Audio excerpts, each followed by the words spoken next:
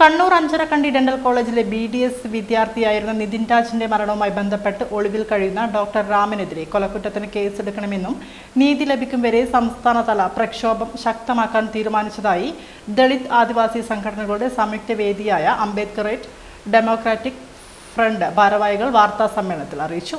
Postmortem റിപ്പോർട്ടിലെ വിവരങ്ങളും കൊലപാതകത്തിലേക്കാണ് വിരൽ ചൂണ്ടുന്നതെന്നും മരണത്തിന് മുമ്പ് ആശുപത്രിയിൽ കുട്ടിക്ക് എന്ത് ചികിത്സ നൽകിയെന്നും അന്വേഷണ വിധേയമാക്കണമെന്നും ADF general convener M. Geethanandan പറഞ്ഞു. പ്രശ്നവുമായി ബന്ധപ്പെട്ട് നേരത്തെ നടത്തിയ ഹർത്താലിനോട് പഴയങ്ങാടിയിൽ സർക്കാർ മോശമായ സമീപനമാണ് സ്വീകരിച്ചതെന്നും 105ഓളം പ്രവർത്തകർക്കെതിരെ പോലീസ് കേസെടുത്തുവെന്നും അദ്ദേഹം കുറ്റപ്പെടുത്തി.